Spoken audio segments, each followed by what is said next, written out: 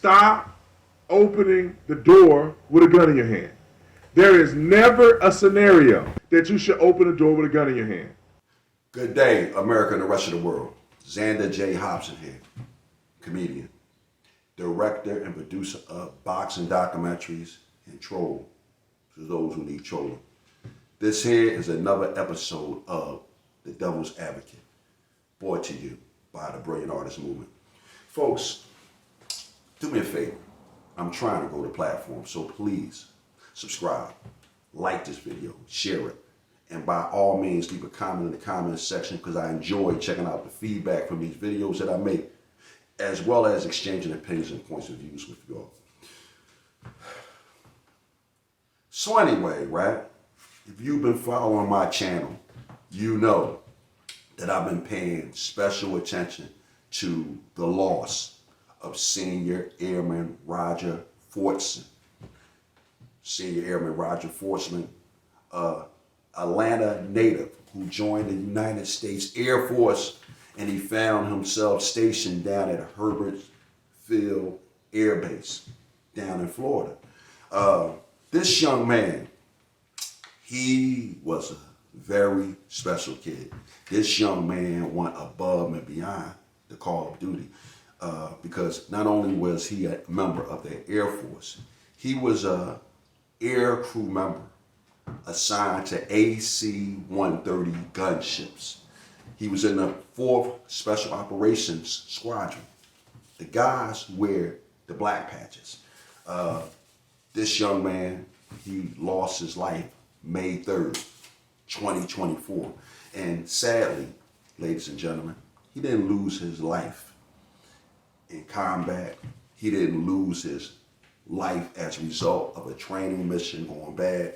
He lost his life as a result of a sheriff's deputy coming to his door, and when he opened that door after the deputy knocked a few times, that deputy unloaded 6 rounds into this young man.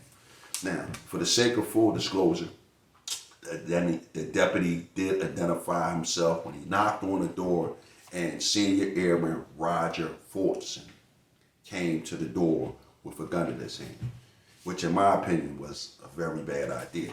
But said all that to say this, I've been paying a lot of attention to everyone who's been covering this story, and as of date, I've been checking out Brandon Tatum, a former police officer himself. He has some very interesting views on this matter. So let's check him out and see what he has to say. Stop opening the door with a gun in your hand. Let me tell you why you shouldn't. If there's a suspect or suspects, individuals who you cannot identify outside of your door, you feel like you need a gun, that's the reason why you shouldn't open the door.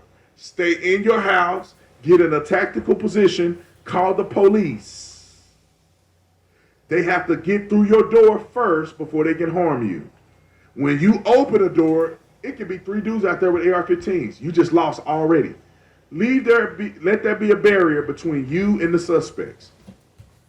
And you have a tactical advantage because they can't see you. It's really that simple. Well, I honestly have to say, I agree with everything that Officer Tatum has said thus far. Let's see what else he's talking about.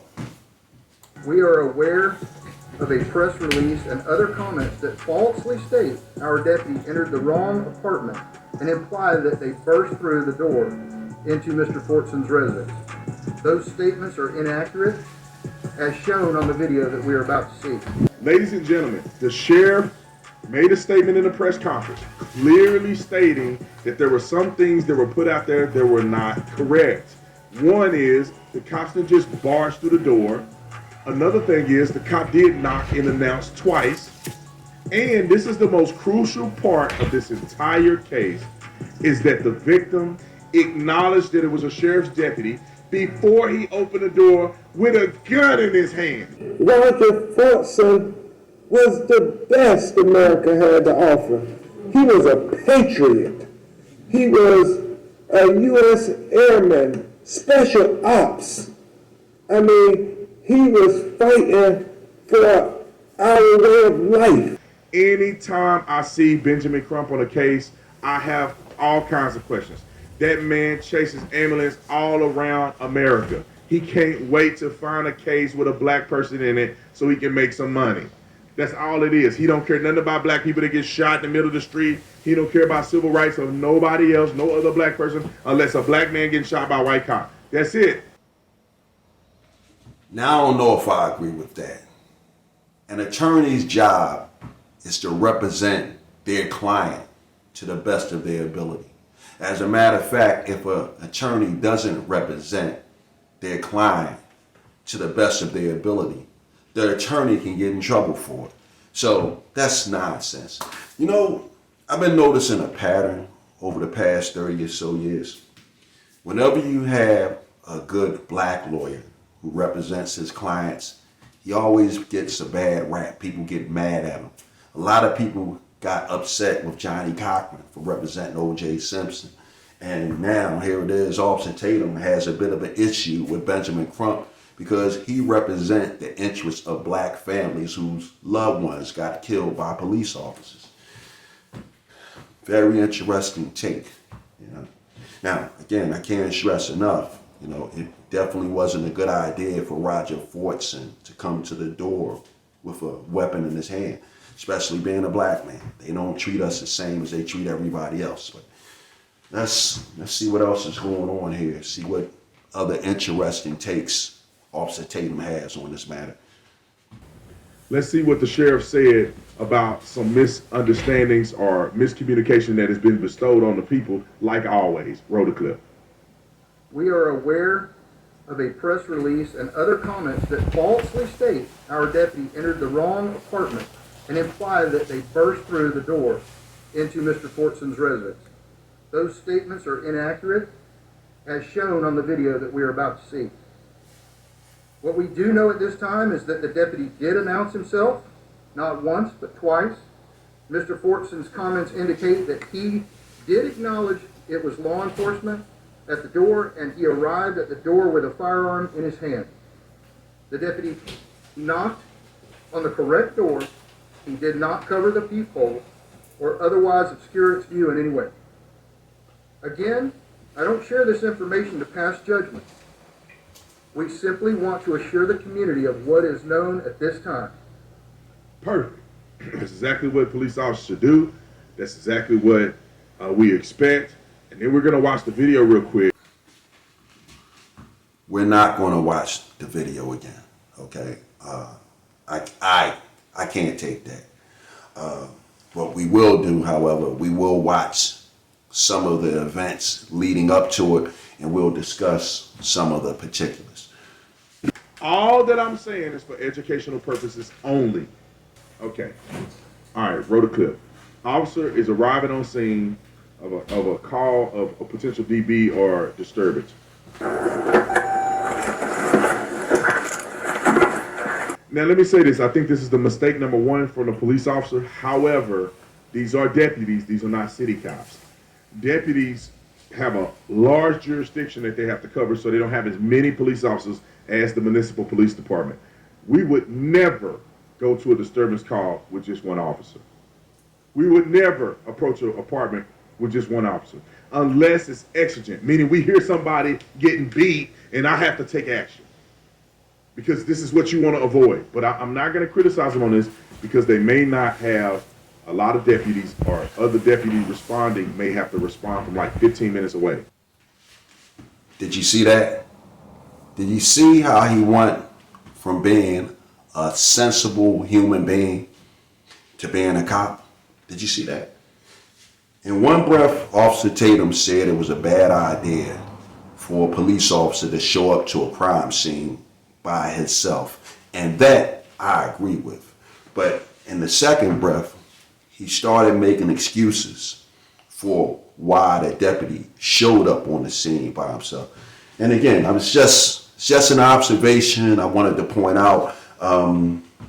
Let's just see what Officer Tatum has to say about what else is happening here.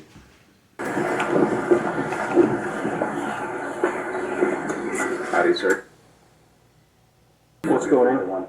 I'm not sure. I just was told to let her know if you guys come by. Okay. So I'm gonna give her a quick call and let you guys know. I'll let her know that. So there was some fight going on or something? I was not present for that. So pretty much he went to the front office. You can tell that this is an ongoing thing. Something has happened because they've informed the kid at the front, when the cops get here, let me know. This is not a cop just randomly showing up somewhere and nothing happened. He guessing and going to somebody's house. This has already been communicated amongst the apartment staff, clearly.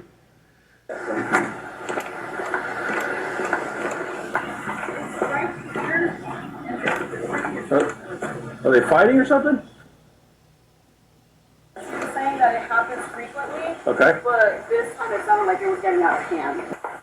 This happens frequently, and people are saying that it happened frequently, and this time it sounds like it has gotten out of hand. I'm not sure. 2 weeks ago, I was walking by their apartment, basically, on this side, and I was hearing someone yell, like, "Shut the fuck, like, you stupid B word," and all this other stuff, and I just snapped, like, right after it, but I wasn't sure where it came from, and I couldn't call, like, I didn't want to call the police, and, like, you know. Which room is it? 1401. 1401, okay. Okay, so this woman is saying that she walked by the apartment, she heard some yelling and screaming and F you and heard a slap. People are in the apartment complex are saying that this has happened multiple times. At first, she did tell the police officer that she wasn't really sure what number it was, but when she got to this point, she said, no, it's 1401. She knows what apartment unit. They called the police. It's been coordinated around the apartment complex. There's a domestic situation. She knows exactly which unit it is. This is not the first time it's happened. 1401. But the girl sounded scared, the one that called. She said, she was like, it's getting out, it sounds like it's getting really out of hand. Gotcha. Notice that this man is finna go to this door by himself, which is ridiculous to me. You don't teach police officers to do this because there's no exigent circumstances. This is a third party person telling this woman something she wasn't an eyewitness on. There's no indication that there's physical violence currently going on as we speak. Wait for your backup unit. Because if you get there and there's 5 or 6 people in the house, you screwed. If you get there and baby daddy don't want to go to jail today, you're now in a confrontation with two against one. We were taught this in the academy. Most police officers get killed in these domestic violence situations. She's telling him it's a domestic violence. He's going up there by himself.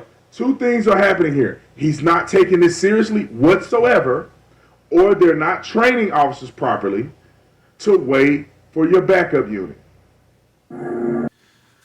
So that was a great expert analysis by Officer Tatum.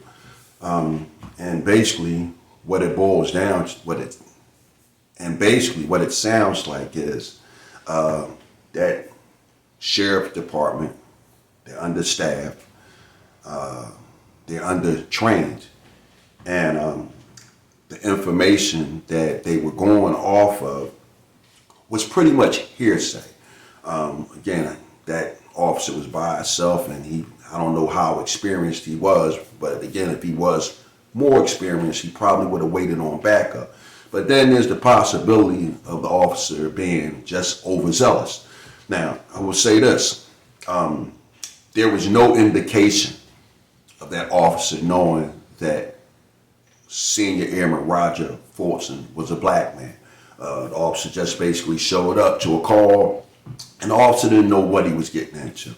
And again, I don't like the idea that an officer shot Senior Airman Fortson. But what it sounds like to me, or what it appears to be to me, was that the officer went into the whole thing blind, understaffed, possibly inexperienced, or maybe overzealous. And when Roger Fortson opened that door and that cop saw that Roger Fortson was not only a black man, but a black man with a gun in his hand, sadly, the officer, he just blacked out. Like I said to you in my previous video, you know, a black person with a gun in their hand screams, "Kill me." You know, now a black person with a gun in their hand when confronting a member of law enforcement screams, "Shoot first and ask questions later." Just my observations on it there. So there's a reason why he's waiting. We're trained to do this. You step off to the side, you listen first, because you may end up hearing the crime committing, right? You may hear somebody slapping, somebody screaming, because if they don't know you there, give it a little time, you may actually hear something. You may hear them arguing, you may hear somebody cussing somebody out, or you may hear them not as loud as they were, but whispering or talking low saying, you know, you shouldn't have slapped me. I've been 100 times, I've been to calls like that where I listen in and they like, well, you ever put your hands on me again? Now people gonna be calling the police on us because you can't keep your hands to yourself. You slapped me again. See, when they get here, I'm gonna tell them you slapped me, and we listening the whole time, and we like, oh, okay. We hear everything they saying. This is going down in the case report.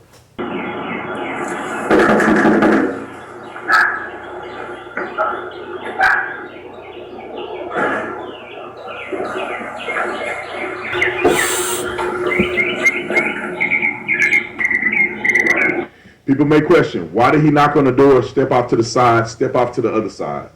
That's how we're trained. You don't want to sit in the fatal funnel, right? If he's off to the side like this, if guy pop out with a gun, he has an advantage. You don't want to stand right in front of the door. They open the door on you and it's over. You may get caught like that, depending on the circumstance, but we're taught to kind of step off to the side. Okay, a quick observation. When that officer initially knocked on that door, he did not announce himself. That's number one. And possibly because he knocked on the door so aggressively, Roger Fortson went and grabbed his pistol.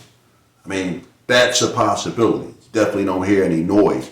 And Officer Tatum has a great observation how police are trained to just stand outside your door and listen. So that's a good observation. And as the officer was standing out there listening, he didn't hear a ruckus. It wasn't a whole lot of anything going on behind that door, but utter quiet. And again, the officer, if he was trained properly, maybe if he had backup, there was no need for him to be aggressive because there wasn't anything coming from the other side of that door that made that officer think that he might have needed his gun out.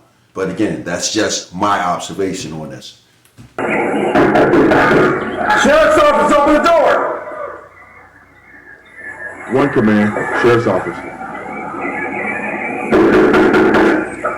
Sheriff's office, open the door! Okay, we don't need to see any more beyond this. What I want to do is I want to let Officer Tatum give you his summary of what transpired, and then I'll finish up with mine when he's through. No rational person would have a gun in their hand, open the door with a police officer. It's not rational. It's not reasonable. So in the mind of a police officer, this behavior is not reasonable. And the police officer don't necessarily have to wait till he gets shot to believe that this person is a present threat. The police officer can put these things together instantaneously. Domestic violence. Most cops get killed in domestic violence incidents. This scenario plays in the officer's mind because this happens all the time. Kill, kill, kill. Officers get killed just like this all the time. I've seen so many people get killed like this because they are coming to the door with a gun in their hand. The dude right here in Phoenix, everybody swear it was unjustified. It was justified. It was just unfortunate.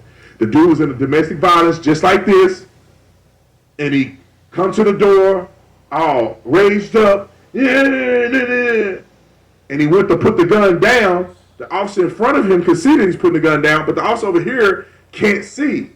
So all he sees is a guy do a gun like this, and he shot him. People are going to get mad and say, well, you can have a gun, but you got to be safe and smart with your gun. Come on, man. Conclusion to this, I think that the officer, in good faith, went to the call. The kid acknowledges. He answered the door with a gun in his hand. The cop thought his life is in danger. it don't take nothing but a second for you to go from here to here. The situation is awkwardly presented. It's not reasonable at all for a person to act and behave the way that this gentleman was behaving, which lead the cop to believe his life is in danger. I think it's justified. As upset as I am about what transpired here, it would be very difficult for me to disagree with any of the points that Officer Tatum made coming from the perspective of law enforcement.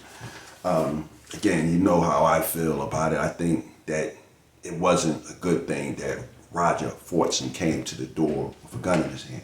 But as a guy who has a bunch of friends who are law enforcement personnel, I have to also be willing to put myself in their shoes. You know, would I have liked for the officer to have yelled, "Drop the gun," before he reacted? Absolutely. Roger Fortson was a fellow serviceman, and not only a fellow serviceman, he was a fellow aviator. But at the same time, Officer Tatum did point out some very solid views here. You know, now the only thing that I honestly have a problem with this whole thing, all of this leading up to that police officer and Roger Fortson having that unfortunate encounter was, a lot of it was hearsay. Everything that took place here was all hearsay. The woman at the rental office, I heard. Everything was all secondhand information. And Roger Fortson lost his life over secondhand information. And that's not even admissible in court. I'm not trying to make Roger Fortson out to be an angel. I'm sure he had an argument or two with his girlfriend, because I've had arguments with the women who have been in my life. And if someone was walking past and they heard us arguing, you know, they might say, "Oh my God, they're carrying on like park apes in there." But in this particular situation, the officer definitely went to the wrong apartment, because Roger Fortson was in that apartment by himself. So he wasn't in any danger of hurting anyone. He wasn't in any danger of getting hurt until that police officer showed up. And, you know, it's unfortunate. I've been thinking about this, and there's a strong possibility that Roger Fortson might have had his video game up really loud. You know, these video games are crazy nowadays. Grand Theft Auto. It could have been one of a number of things what those people heard when they was walking past his apartment. But at the end of the day, Roger Fortson lost his life, and that is unfortunate. And the only thing I can say is, again, my condolences to his family and his friends. And with that said, ladies and gentlemen, I'm done with it. Bam.